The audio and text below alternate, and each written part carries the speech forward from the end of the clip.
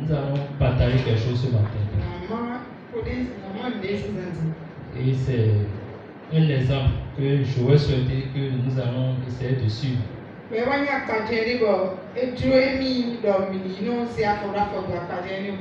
Donc nous allons prendre notre Bible et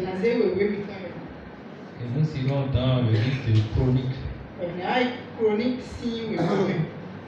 2 Chroniques. 2 Chroniques chapitre 20.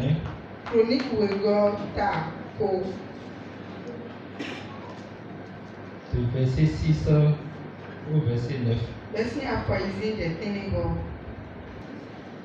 Après cela, les fils de Moab et fils d'Ammon, et avec les Moabites, marchaient contre Josaphat qui lui firent la guerre.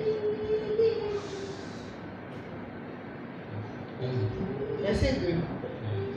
On vint informer Josaphat en disant: une multitude d'Abraham qui t'aimait, ils l'ont habité. Et ils ont bâti un sanctuaire pour ton nom en disant: s'il nous survient quelque calamité, l'épée, le jugement, la peste ou la famine, nous nous prosternerons devant cette maison et devant toi, car ton nom est dans cette maison. Nous crierons à toi du sein de notre détresse, et tu exauceras et tu sauveras. Amen. Amen. Que le Seigneur bénisse sa parole. Amen. Chers frères et sœurs, ici, il s'agit d'une histoire. C'est l'histoire de Josaphat, qui était à l'époque le roi de Juda. Ce qui m'intéresse ici, c'est son comportement face à l'ennemi.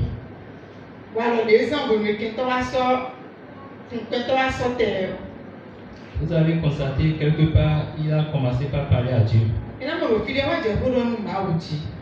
Il rappelle à Dieu ce qu'il est. Je peux dire qu'il a commencé par adorer Dieu. Parce que nous avons appris ici que l'adoration, c'est quoi? C'est de dire ce que Dieu est. Il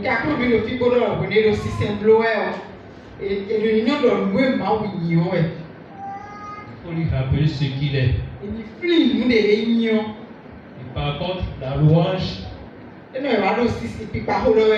dire ce que Dieu fait. Ce que Dieu fait. Donc ici, à travers la parole de Josaphat, nous voyons qu'il est en train d'adorer, il est en train de dire à Dieu ce qu'il est. Il est en train de reconnaître la puissance de Dieu.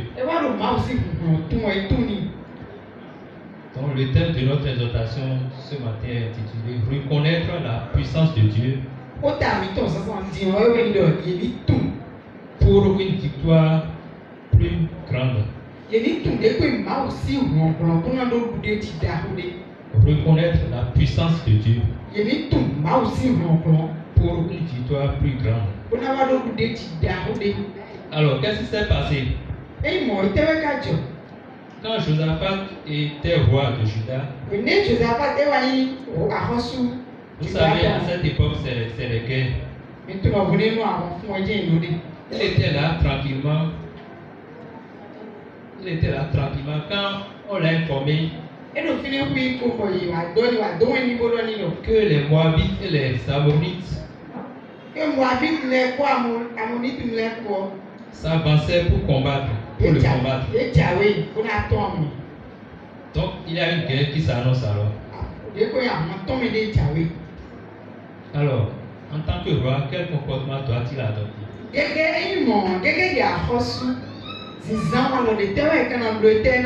Les gens sont là, ils s'avancent déjà. Et tu es déjà averti. Normalement, qu'est-ce qu'il devait faire? Il devait commencer par mobiliser sa troupe.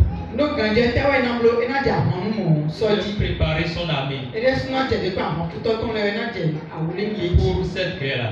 no mo ko ton ni chawe yo Alors, lui, il a fait pratiquement le contraire. amo ye wa blo no de ko e blo mo ko ton so mo futo ton le ya. D'abord, il a décidé de consulter Dieu. Nous comptons des bleus et d'autres. Et puis il m'a aussi nous compris. Donc, il s'est tourné vers Dieu. Et il m'a dit les comptes au plus. À travers l'histoire, vous allez voir aussi ce que nous allons dégager ensemble. Donc, d'abord, il est allé à la recherche de son Dieu nous comptons voir et pour le consulter. pour Et c'est ce qui explique le verset 3 qui dit Josaphat a eu peur et décida de consulter le Seigneur. Et ce n'est pas fini. Il proclama un jeûne pour tout Juda. Donc tout Juda se rassemblait pour chercher la face de Dieu. Alors, chers frères et sœurs, quand tu te rencontres, mais quand tu te retrouves dans les difficultés, quand tu te retrouves dans des problèmes, est-ce que tu cours ou bien tu consultes ta propre force? Bien, tu consultes Dieu. Est-ce que tu vas consulter Dieu? Est-ce que tu vas voir Dieu pour lui demander vraiment la conduite à tenir? C'est ce que Josaphat a fait. Je voudrais que nous prenions cet exemple-là. Ne nous troublons pas face aux situations. Quelle que soit cette maladie, quel que soit ce problème, la première conduite à tenir va vers ton Éternel. Reconnais qu'il est le Tout-Puissant. Reconnais que c'est à lui seul, c'est lui seul qui peut te délivrer. Quand les choses vont mal, un seul mot, Seigneur. Il est allé devant sa face. Mais comment? Dans l'esprit de jeûne. C'est-à-dire qu'il a décidé de faire souffrir un peu la chair. Pour pouvoir vraiment recevoir de Dieu. Et quand il est parti, d'abord il n'a pas commencé par poser sa requête. C'est ce qu'il faut encore garder. Il laisse d'abord ses problèmes. Il va rappeler à Dieu ce qu'il est. C'est-à-dire ce pourquoi il est venu vers lui. Il dit Seigneur, Dieu de notre Père, n'es-tu pas Dieu dans le ciel? N'est-ce pas toi qui domines sur tous les royaumes des nations? Dans ta main, il y a force et puissance.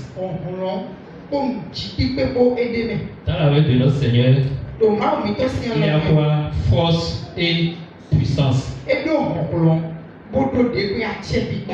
Il reconnaît la puissance de Dieu. Et il compte sur cette puissance-là pour avoir la victoire sur les ennemis. Donc, dès qu'il a rencontré le Seigneur,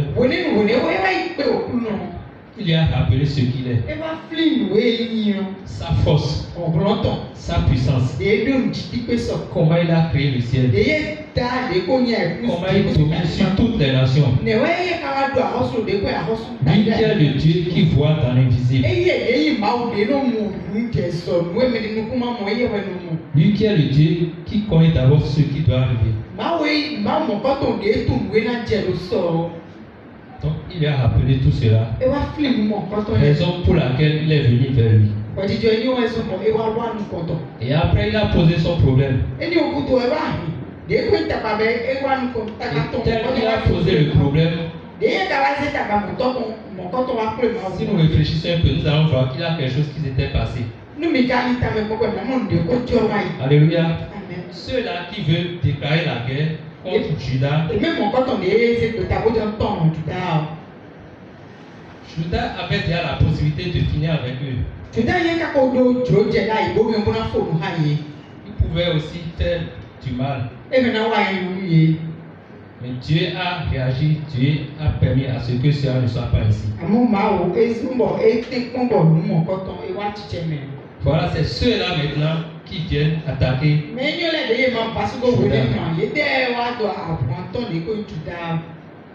C'est pourquoi il dit au verset 10.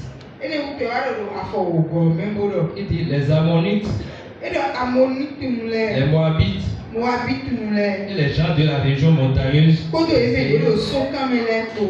chez qui tu n'as pas permis à Israël d'entrer quand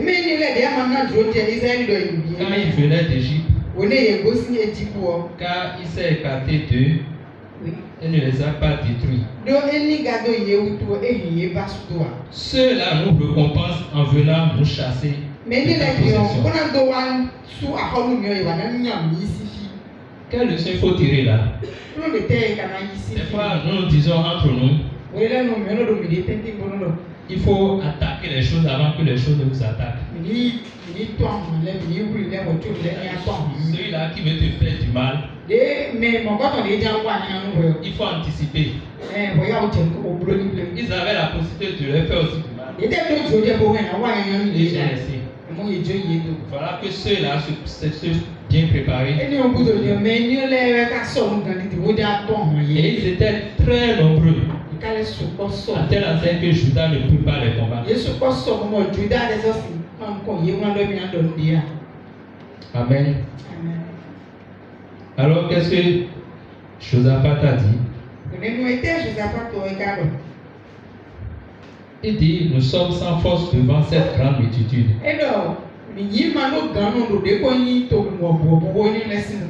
Et ne savons pas que faire. Nos yeux sont fixés sur toi. Amen. Voilà les prières que nous devons adresser à Dieu. Chers frères et sœurs, Dieu a voulu que nous partageons ce passage pour savoir que quand nous nous retrouvons sans force, quand nous nous retrouvons dans une certaine faiblesse, nous devons reconnaître que Dieu est là pour nous relever. La suite, vous allez voir que Judas a eu la victoire. Mais il a eu la victoire comment? Il a eu la victoire pas en utilisant la puissance de Dieu.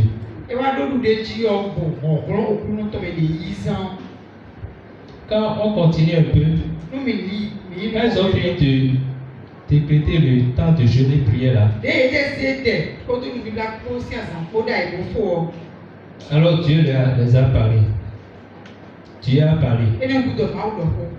Dieu lui a dit ce qu'il faut exactement faire pour avoir la victoire. Et plusieurs fois, quand je lis la Bible, je vois que c'est encore une méthode très efficace.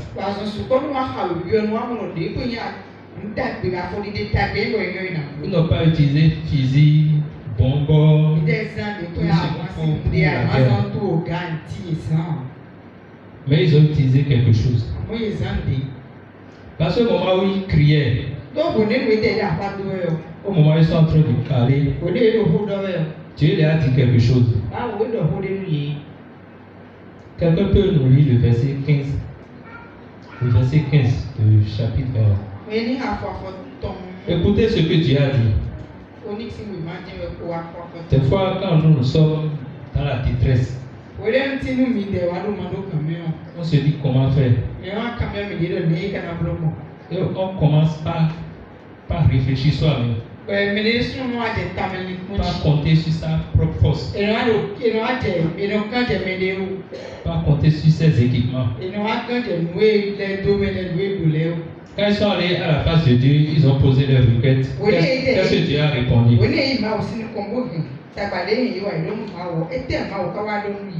Quelqu'un pour nous aider. Verset 15.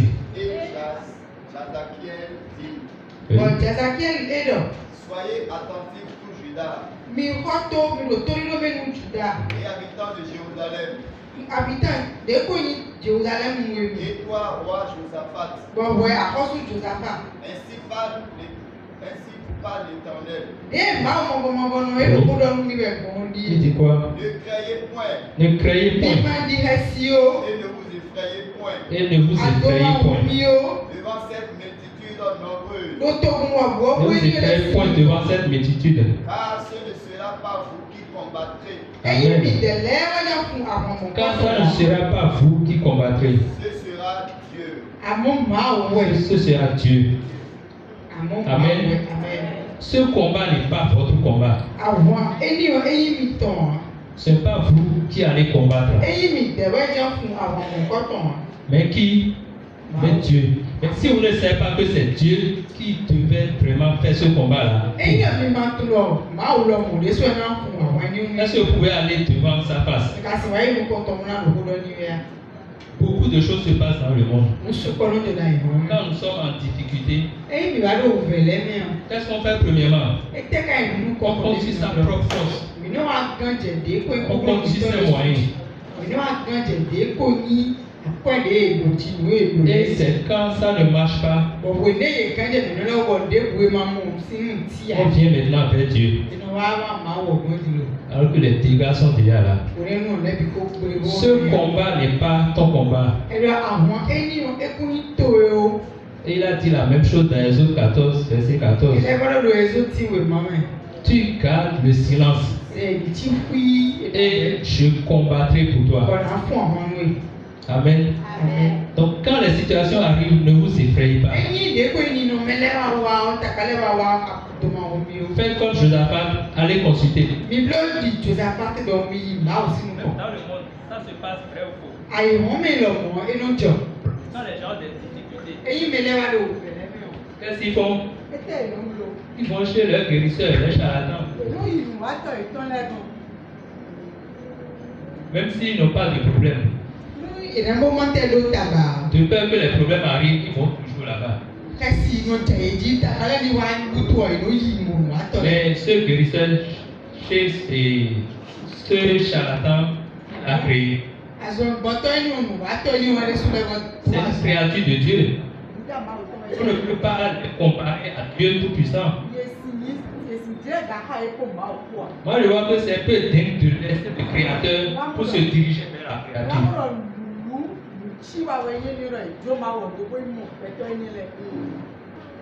Soyez vraiment persévérants, chers frères et sœurs. Je connais des gens, on leur a fait pire que ça. Mais il a dit, même s'il doit mourir, il préfère mourir.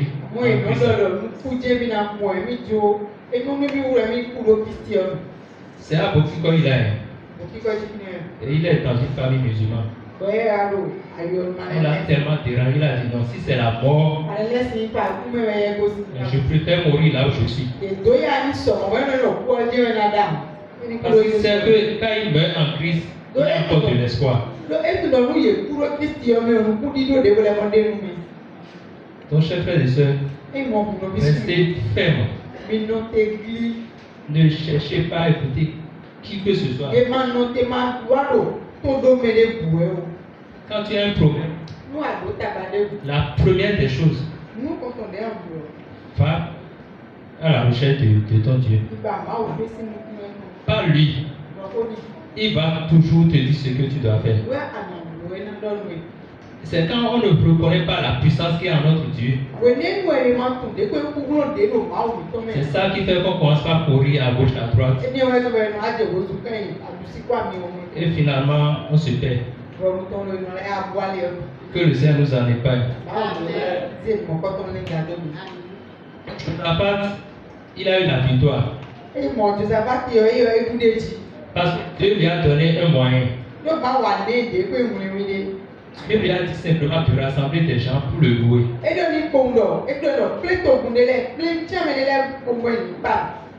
Et il leur a montré d'où l'ennemi doit venir. Il lui a dit d'aller à leur rencontre, mais dans la louange.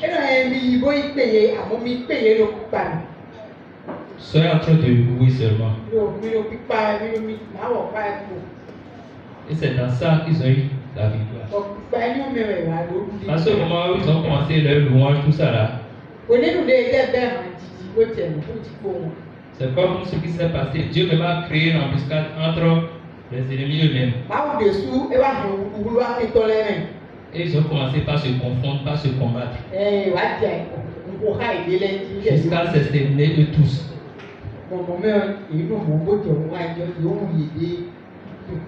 Chers frères et sœurs, est-ce que tu reconnais la force qui se trouve dans la louange?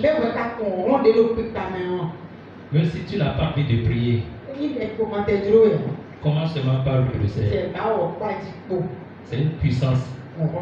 C'est une force pour exciter Dieu à vite réagir. Je ne sais pas si vous connaissez pas mal d'histoires où la louange a vraiment fait beaucoup de miracles. À un moment donné, même si vous êtes fatigué, même si vous ne savez plus quoi faire devant une telle situation, commencez par louer le Seigneur. C'est là que je vois que le ministère de louange, c'est vraiment un ministère très important.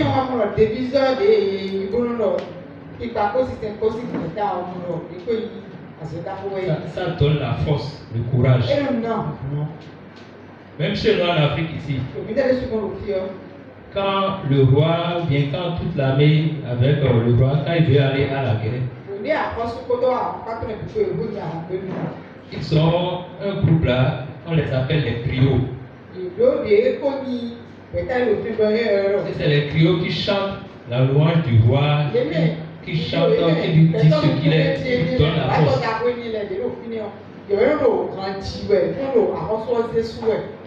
Et c'est ça qui permet au roi maintenant vraiment d'agir. Que le Seigneur nous bénisse. Et pour finir, nous allons voir à travers cette histoire 4 comportements de Josaphat qui lui a permis vraiment d'aller à la victoire. Amen. Et ça, dans mon développement, vous pouvez faire déjà attention, nous en avons déjà parlé. Nous allons juste faire ce rappel. Donc, chers frères et sœurs, quand tu es en difficulté, quand tu te retrouves dans des situations difficiles, voire impossibles, ne cherche pas à aller vers l'homme, bien vers quelqu'un. N'en parle même pas à côté de quelqu'un, parce que quand tu en parles, ils vont te détourner de ton idée.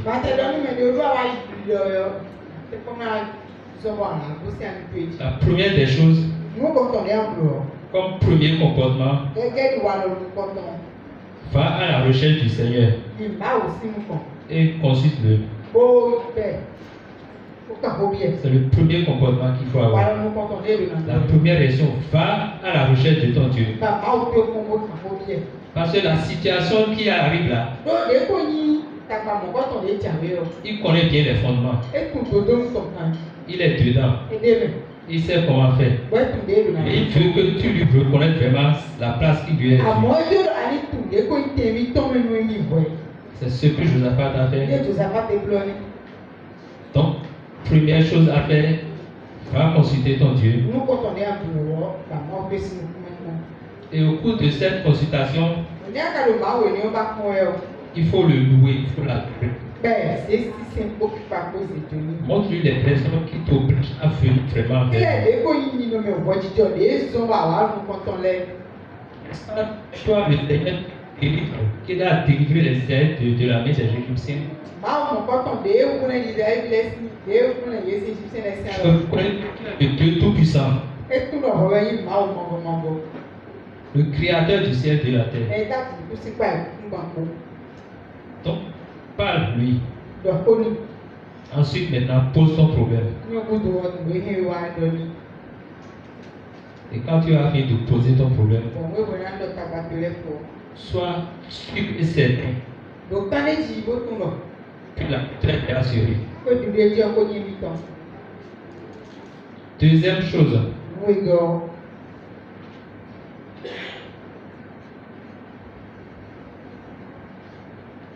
il faut vraiment montrer ce pourquoi. C'est ça, j'ai déjà dit un peu dans le premier comportement. Dis pourquoi tu es venu vers lui. C'est-à-dire les raisons qui te motivent. Donc Josaphat a reconnu la puissance de Dieu. Il a dit Dieu qui est comme toi, qui peut me délivrer de cette situation si ce n'est que toi. Amen. Donc tu lui donnes vraiment la raison. La troisième chose, tu pries. Alors tu poses ta requête. Et la quatrième chose, retourne-toi dans la louange. Retourne-toi dans la louange. Donc première chose, consulte ton Dieu. Deuxième chose, montre que tu es venu vers lui parce que tu reconnais qu'il y a une puissance en lui. Et sans lui, toi, tu ne peux rien faire. La troisième chose, pose ton problème. Et quatrièmement, finis par la louange, l'adoration. C'est cette fois-là qui doit te montrer vraiment que Dieu t'a exaucé.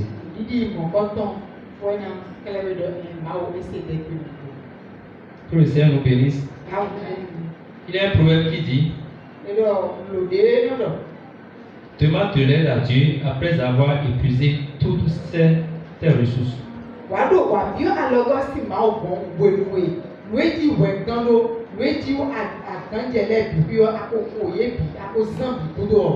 Parce qu'il est le dernier recours.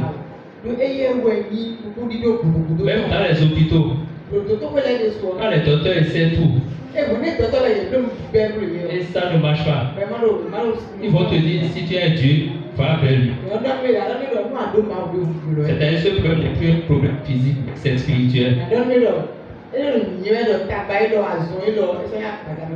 Chers frères et sœurs, commence par remercier le Seigneur.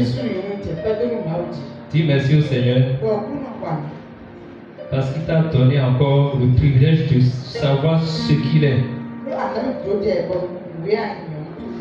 Tu as dit Seigneur, merci parce que je reconnais la puissance qui est en toi.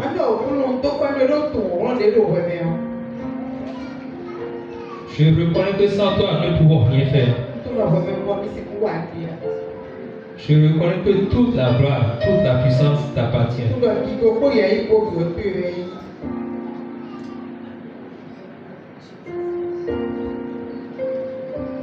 Tu vas faire aussi cette prière.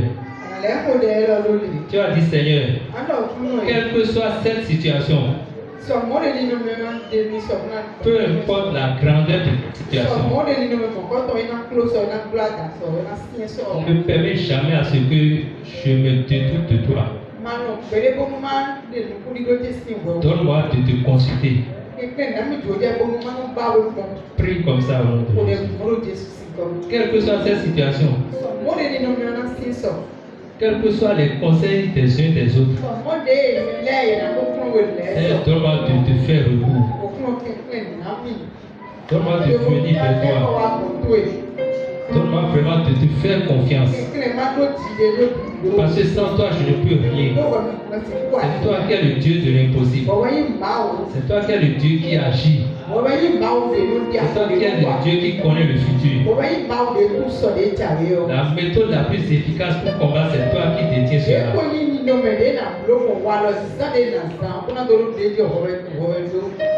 Reconnais-lui cette force. Au nom de Dieu, nous avons prié. Tu as dit, Seigneur, je n'ai aucune force devant toi. Je n'ai aucune force devant l'ennemi. C'est pourquoi je viens vers toi. Seigneur, fais de mes ennemis ce que tu veux. Je les livre dans tes mains. Utilise la méthode la plus efficace que tu connais pour vraiment les combattre. Pour que ton enfant soit vraiment libre. Prie ainsi.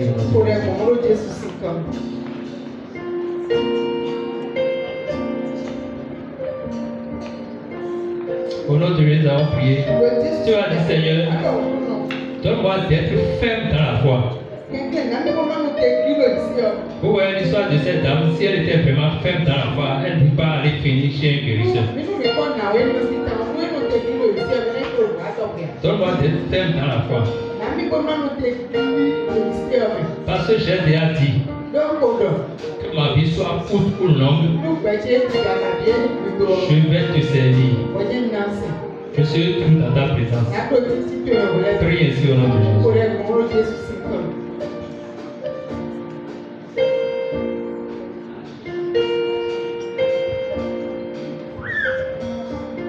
Au nom puissant de Dieu, nous avons ainsi prié.